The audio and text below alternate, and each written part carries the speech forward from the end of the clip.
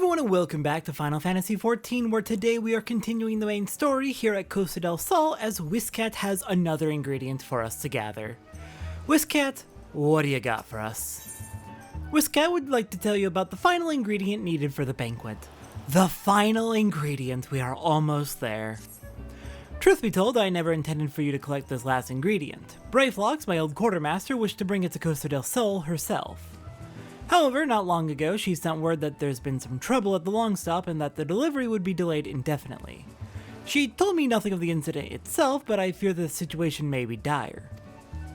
Though I would like nothing more than to aid her myself, I have no choice but to turn to you and your allies. Make haste to Hidden Falls Docks and speak with Ozun Nazun. He will direct you to Raincatcher Gully, where Brayflox and her people have made their home. Alright, let's go meet up with Brayflox, and figure out what this last ingredient is. Though I imagine you can probably guess from the name of the quest, we're getting some cheese! Can't be a banquet without cheese. Alright then, let's go ahead and make our way on up and over to the Hidden Falls Docks. And speaking of cheese, I can't believe this is the tangent my brain decided to go on, but alright, ignore the obvious cut. Don't worry about it. Something dumb happened. That's all. Just something dumb happened. So I'm back here by Whiscat. Let's get going up to meet with Brayflox. So then, while we're heading up to Brayflox, I did want to talk a little bit about something that I think I've never really brought up before. But it's just an interesting little bit of world building detail that doesn't have too much of an impact on anything, and I just think it's neat. I don't believe I've talked about this before, but if we were to go look at the map and zoom out all the way, I don't know, this might look familiar. Not just if you've played Final Fantasy XIV before, but it actually might look semi-familiar to the real world. The country of, or is it really a country? The region of Eorzea is based loosely on the real world. It is actually based, you know what, yeah, let's zoom out and take a look at it again. It is actually based loosely on the Afro-European continent. You can kind of get the impression. I mean, Madagascar's on the wrong side. It's supposed to be over here, but eh. And then we have, yeah, just kind of, you can just kind of generally see the shape of Africa here. And if you think I'm completely making that up, I'm not, I assure you. If we actually head up to the north, Ishgard, which we'll go to in a later expansion eventually. Ishgard is based loosely on France, of all places. Over here in Girabanya is based very clearly on West Asia and what is commonly referred to as the Middle East, though I think that's being phased out in recent years in favor of calling it West Asia, or Southwestern Asia. If we head up over here a little bit, this whole clouded area that hasn't really been visited in any major expansions yet, not to a significant extent, is largely going to be the mainland of Asia and largely Russia. Down here we go to eventually is based on India. And then up here is Eastern Asia. We've got Uthard, which is China, and the Koreas to a small extent. And then off the coast to the east of that is Hingashi, which is based on Japan. So yeah, no, the entire world of Eorzea is based loosely on real-world geography of the Afro-Eurasian continent. I think is how you refer to the whole, all three of them together, because they are technically one massive landmass, except for the Suez Canal technically chopped Africa off from the rest, but oh well. But yeah, no, I just think that's an interesting little detail, that it is based loosely on the real world, just remixed a little bit. Anyways, hello there, Ozun Nazun, I was told to speak to you. What's the hurry, Venture? Something happened over at the Gobbie settlement? I don't know why you're so eager to help a bunch of beastmen, but go and talk to the skipper over yonder. She'll ferry you to Raincatcher Gully. Alright, sounds like a plan.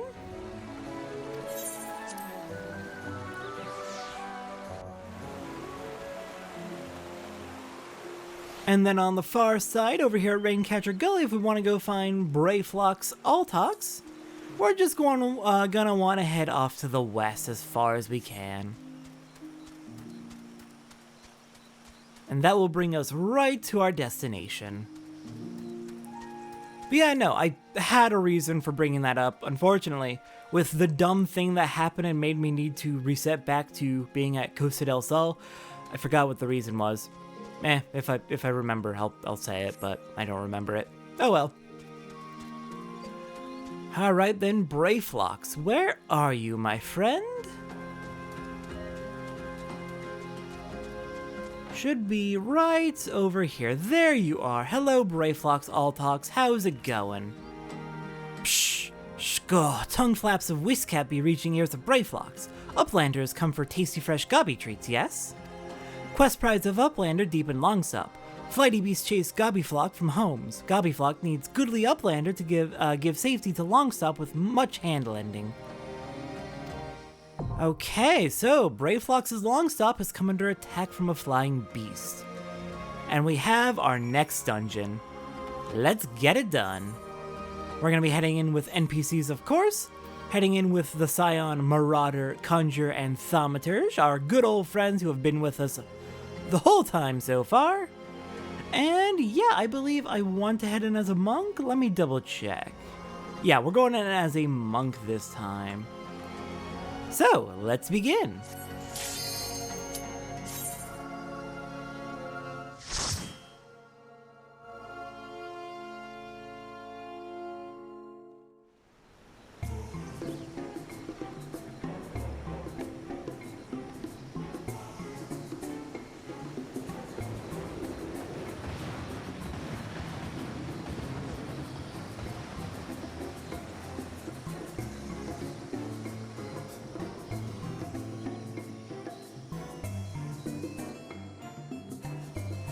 Brayflox's Longstop is the dungeon where most veteran players will get really irritated if new players come in, or really if anyone comes in, without having a job crystal on. Which, it's also the first dungeon where you're guaranteed to be at a level where you need to have a job, or where you can have a job crystal. Since you need to be, I believe, level 31 to head in here. Which is a pretty good reason to want people to have job crystals at this point. If you don't have your job crystal, you're going to start falling behind quite severely in terms of your combat capability, and that will hold the entire party back to no one's pleasure. So, starting out here at the Longstop, we're going to be making our way in. And Monk is one of those that I just don't use nearly as often as I should. As I've said many times before, I main Scholar, so Scholar's what I'm used to, and I'm not going to be that used to anything else. But at least we've got most of our AoE rotation, which will help for getting through these initial enemies. If we could get that last entry on our rotation, that would be nice, if I could just stay on it. Oh, you know what? That actually gives me an idea. That gives me a couple of ideas. Here, let me finish off this enemy, and then I'm going to change up my hotbar slightly. So, first off, we can put a spare boot shine over there. We'll replace it eventually, but we will put up the spare boot shine there. And then over here, let's put twin snakes where the AoE will go eventually. That way, we don't have to be awkwardly switching from hotbar to hotbar in order to complete a full rotation. It's a compromise, but I think it'll work for now. Alright, heading up here to the northwest, we can find the Goblin Pathfinder. Shko, shko, Gobbyflock in danger. Uplanders take gate key. Open head gate. Alright, and before we go open that head gate, we can take a look at what lies up ahead in this dungeon. We'll be there soon enough. Alright, onwards. Let me get my meditation up and ready. And just since I'm thinking about it, we'll put copies of it on all those spots just so we have it easily available until we have a better option to replace it with. There we go. Look how much smoother this is. Suddenly my rotations are going to feel much better to go through. A compromise is a compromise, but it's still a good idea.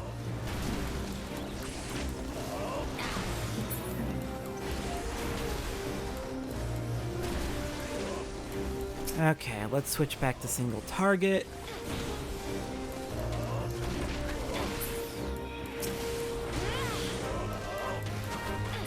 And through the head gates.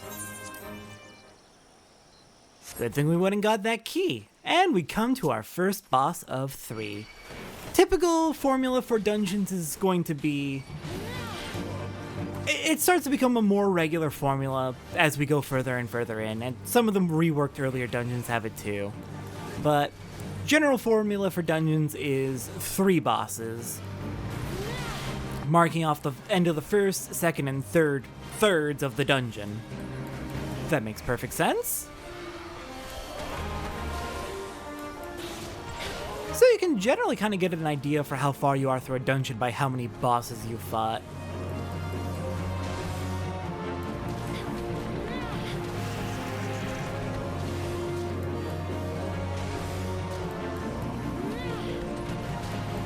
Ooh, this pelican has taken a lot of hits to the face without going down. And you know what? I should probably also set up some combat potions for Monk. Monk would be strength, so I'd want to set up strength potions. We'll do that after this fight. Don't want to leave even though I'm not really like keeping anyone alive necessarily, don't want to abandon my party, slowing down our DPS just so I can get better DPS? I really should set that to my hotbar like right now, but oh well.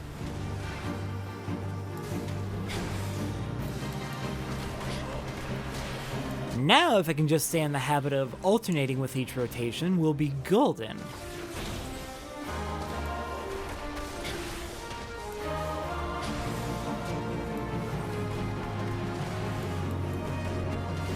Because I do believe that generally that is, for Monk, the proper way to go about it.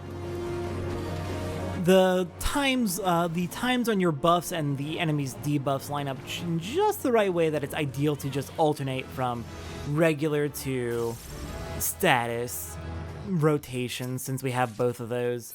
Got a Longstop Greatsword. Greatsword, is that for the class I think it is? It is! Okay, we're not going to be able to use that till Heaven's Word. Okay. Alright, let's go ahead and make sure I've set up those potions of strength while I'm thinking about it. High potions of strength, we crafted those in the previous episode, I believe. Oh, and speaking of the previous episode, I should probably get that set up as well. I'll just have to try and remember to do that after the dungeon. Don't worry about it, it's not a big deal. It's just something we technically unlocked in the previous episode that I forgot to go over at the start of this one. It's fine. It's a minor thing. Okay, let's go ahead and get these enemies out of here to save the goblins. Our little gobbie friends. Here, let's grab all of you. Gather them all together. And get to doing some damage. Oh goody, they're all going back towards the Marauder. Oh dear. Please, come in. There we go.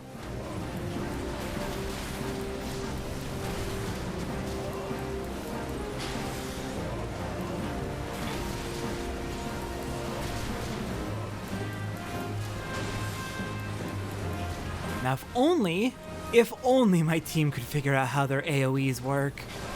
It would go so much faster if they did.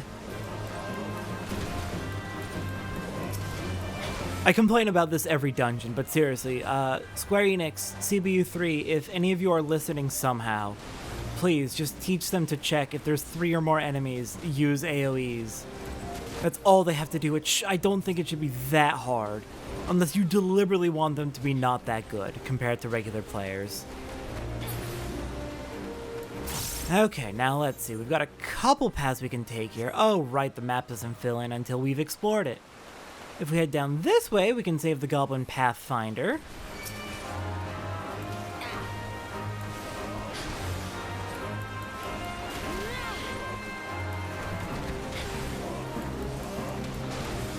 And luckily, we got here in time that they took no damage whatsoever. There we go. One left.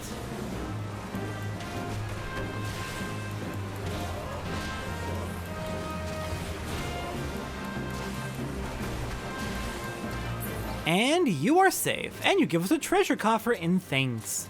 Thank you so much for the infantry bandana. That isn't... Oh, it is an upgrade over what we have.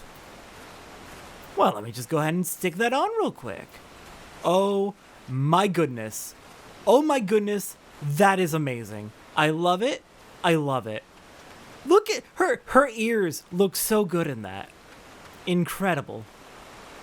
All right, next up, heading down here, we've got... Oh dear, we got another gobbie in trouble up here. Hello there. Please get off my gobbie friend. Healer's right on top of healing them back up. Good. And our second boss is going to be just below us.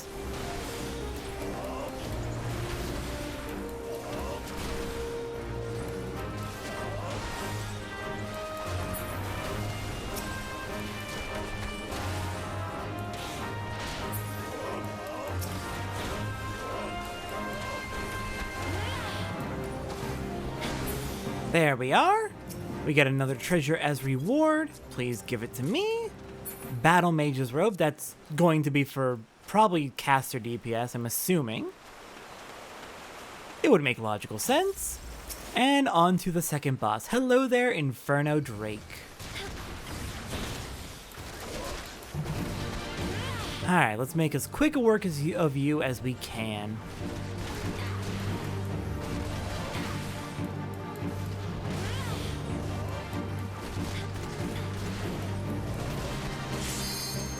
And we've got a limit break ready.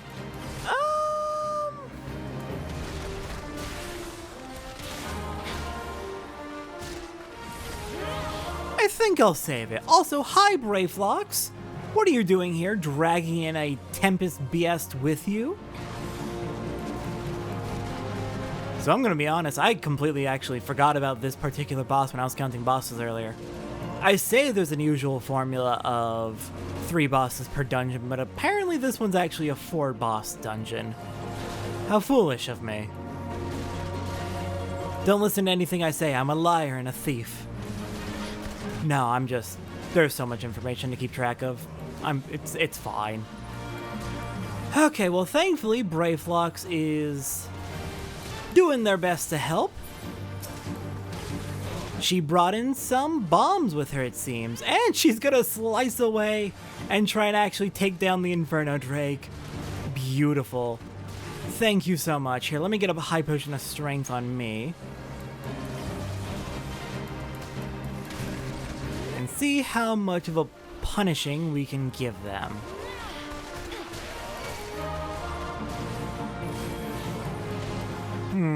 Maybe it would have been better if I saved that for the last boss of the dungeon. Oh well.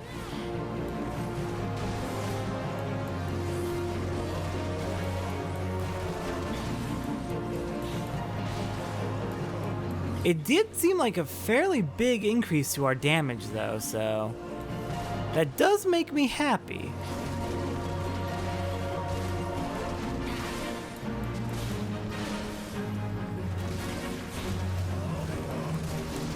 It was helpful, even if it wasn't against the boss of the dungeon. Okay, did you drop any loot? You did drop loot. What do we got? Cavalry Gauntlets. Is that an improvement? It is not.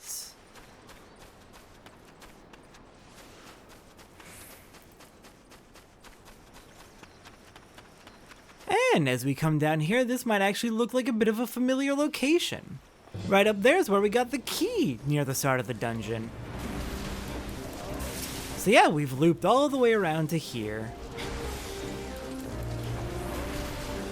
Now if we can just get rid of these Fs before they cause problems. Should I use... I'm gonna save Bloodbath. Looks like we're doing fine anyway.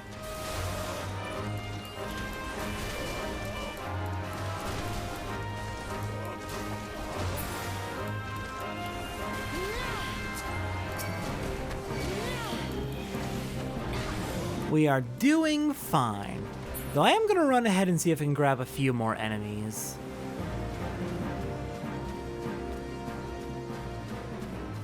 Hello there, Colibri. Oh, I didn't remember to use my meditation in time. Oops.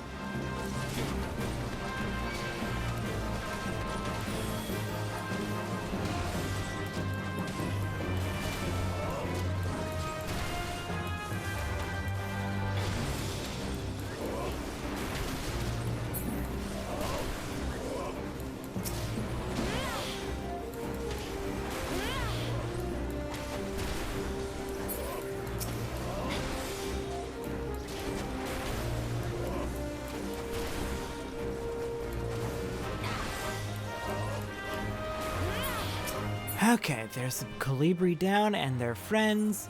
And the next boss is right up there, but we're actually going to take a different path first.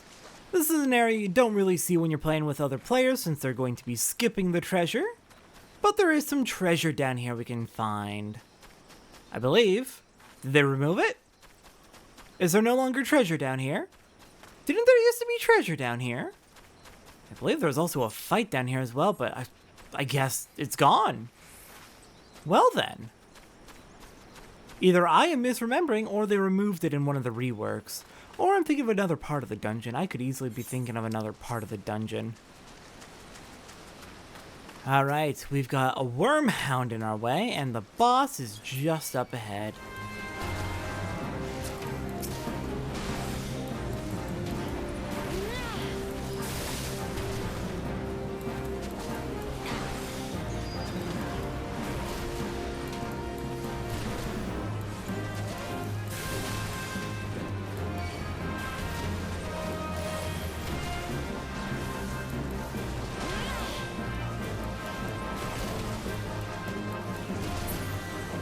Okay, 2 and 1 left. Let's do this.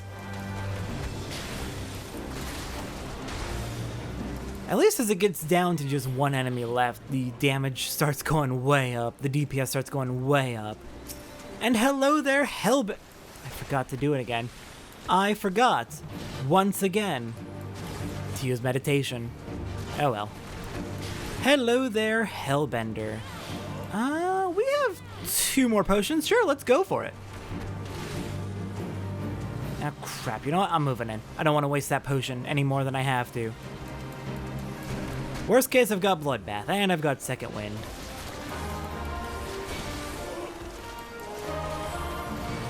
Okay, do we have anything coming up? There it is. We've got Dropsy. We've got a queer bubble preventing us from doing anything. We're trapped. Okay, we're free. Thankfully, our party members were available to help break us out. So long as you're in that bubble, you have magic vulnerability up, which is awful, and various other detrimental effects like not being able to move at all.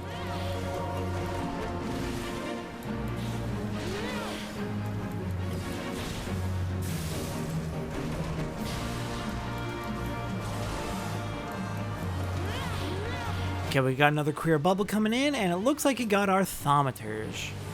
You get out of here. Leave him alone.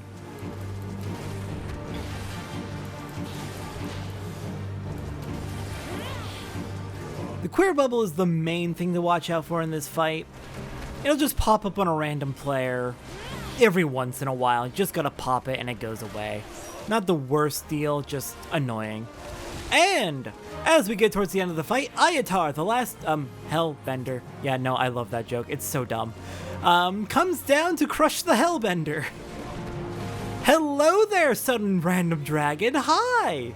I assume you're the flying beastie that's been causing issues for the Longstop. Oh dear, the Marauder's in trouble. That's a tank buster. And Ayatar said, screw it, I'm out of here. I just, it's probably not even intentional, but the fact that Ayatar comes in and lands on Hellbender, come on, that has to be an Avatar joke. That has to be an Avatar joke. The naming is just too perfect, and we know this game loves its media references. Okay, last stretch of the dungeon. I should be good to go grab another set of enemies. Grab you, run back to the Marauder. And let's get pulverizing.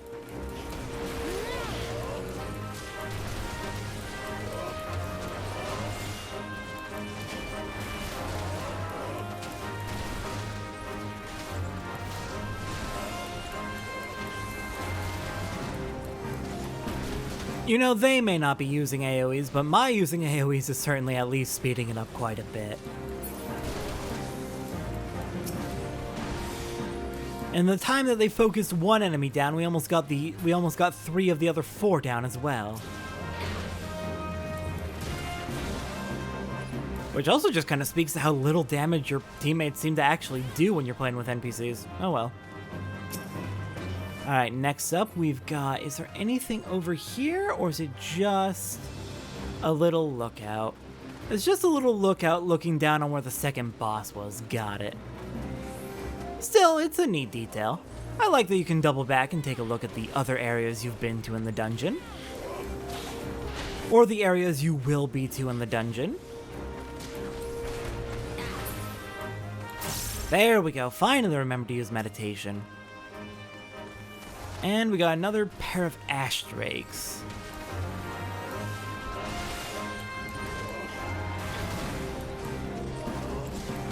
Oh, I guess one's an ashrake, one's a mud biast, even though they are just recolors. Oh well. Alright, take you down, and let's start heading down this way. The end of the dungeon's right up that way, but we're gonna head over here first. I may have been confusing earlier when I went to the south. I may have been thinking of this area, but we'll see once we see if there's any loot down here. But I remember there being loot down here for sure. I really hope they didn't remove it, because that would be really tragic, actually.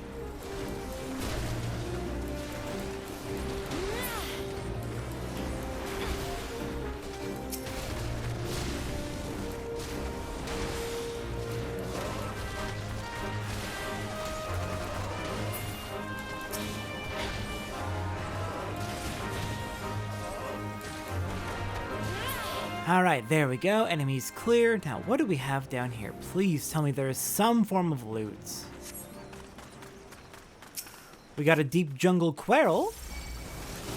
You're just here to cause problems, aren't you? Is there no loot down here? Did they remove it entirely? I will be devastated if true. I think I'm very upset about this. There used to be loot on probably both of the extra paths, but it looks like it's just gone at this point. What the heck? I'm so sad.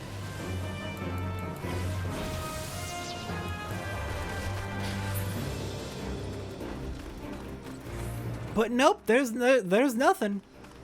There is a small little alcove over here. Oh my goodness, I can't believe they've done this. Unless it's like randomly generated where the loot appears. Maybe it appears here if it doesn't appear elsewhere, but I don't think I've grabbed any loot that isn't always available. Alright, and we have mapped the realm, which means the end is just ahead.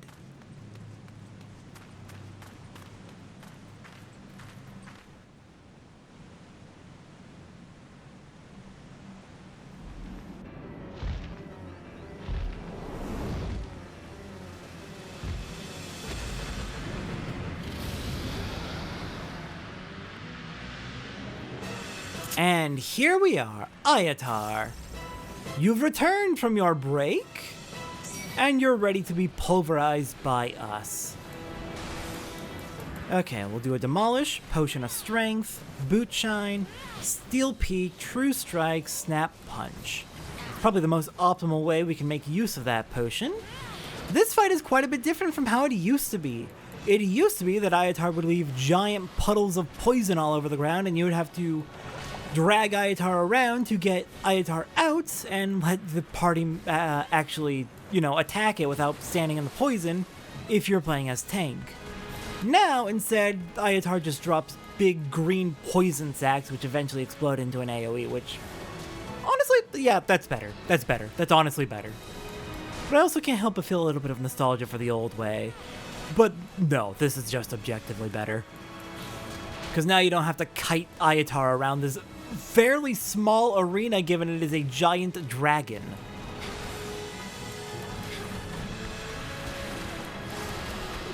Alright, and let's see. Are we going to have a chance to get that limit break too? I think...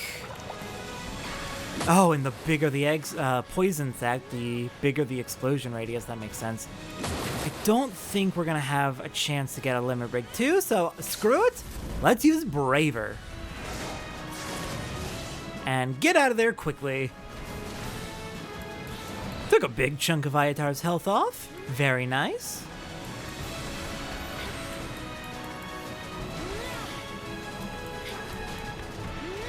Okay, is our tank okay? You're taking quite a few nasty bursts of poison to the face, and I'm not a fan of that, but looks like our Conjurer's got that dealt with.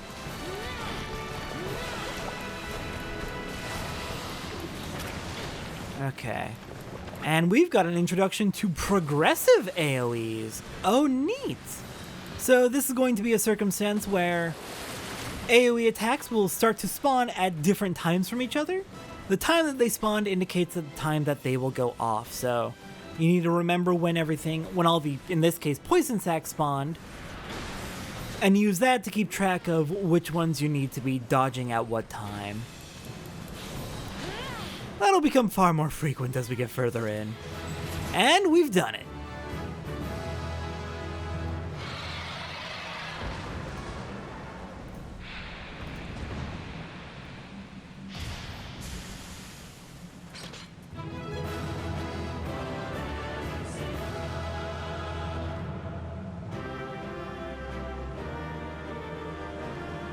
Was that 2 levels we gained in this dungeon? I think it was. We hit level 35 and got a level sync. Nice. We got Battle Mage's Krakhaus and a Longstop Arquebus. I want to say the Arquebus is for another Heavensward class, so that's going to be a while. Before we wrap up here you know what, I'll probably need to look it up on my own time while we're doing... I'll look it up on my own time and then report back, but I wonder, there might be like an Orchestrion roll or other rare loot that you get from this dungeon. But we didn't get anything like that, so hopefully not, because otherwise I'd have to run it again and again and again.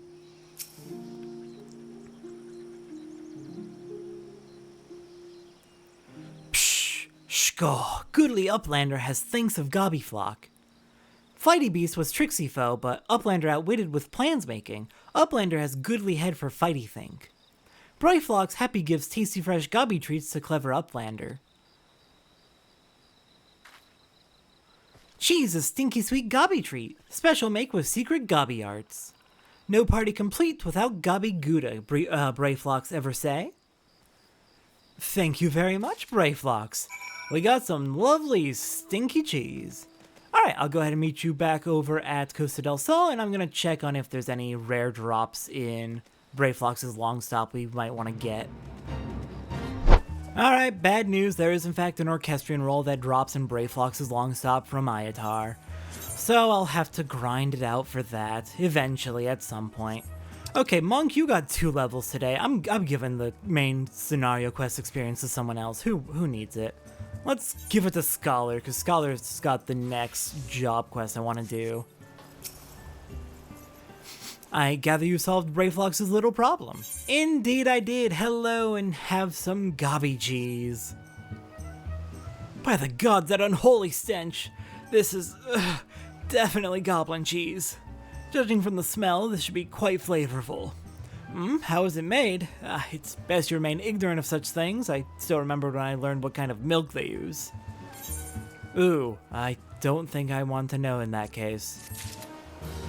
Alright, and with that, next time on Final Fantasy XIV, what are we doing next? It looks like, next up we are taking on our first level 35 quest as a fisher. I will see everyone next time for that.